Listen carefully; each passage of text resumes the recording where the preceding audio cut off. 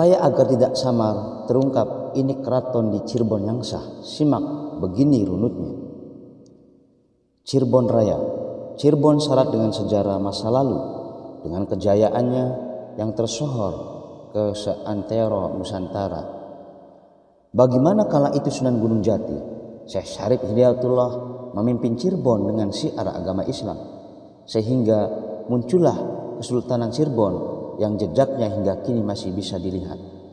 Namun, tenggat waktu beratus tahun bukanlah sebentar, tetapi harus dilalui dari masa ke masa, termasuk ketika datangnya penjajah ke Nusantara.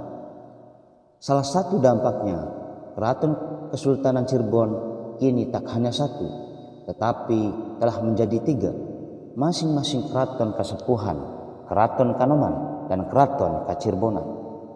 Melansir dari laman Cirebon Kotawali yang ditulis akun FB @elangbaguschandrakusumaningrat menyebutkan Kesultanan induk di Cirebon itu hanya ada dua, Kasepuhan dan Kanoman, tiga dengan Kacirbonan.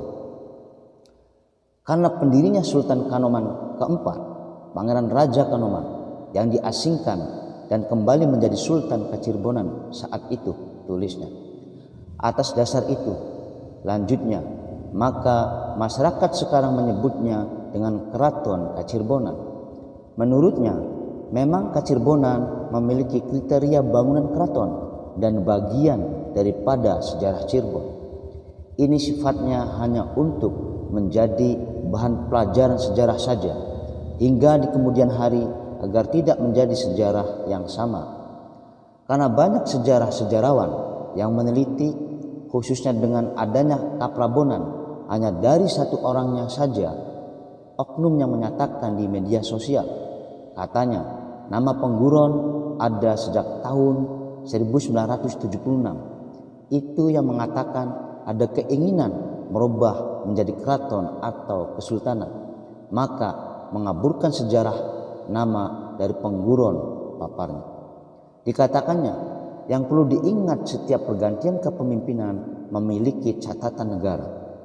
Tanda murid selain tahun 1950, Ramayai Syekh Muhammad Akbaruddin Pangeran Moh Arifuddin Purbaningrat tahun 1906 dari era Belanda yang dimiliki Syekh Pangeran Moh Badriddin PM Apiyah Adikusuma Kaprabonan juga ada, dan seterusnya sampai ke atas. Dia yang berbicara di media sosial mau merubah sejarah awal berdirinya Pengguron di Kaprabonan. Pada tahun 1696 Masehi ada namanya Pengguron di Kaprabonan karena Pangeran Raja Adipati Kaprabonan yang mandita atau bertapa berata atau ahli puasa tidak mau menjadi sultan di Kanoman, menggantikan ayahnya Sultan Kanoman ke-1.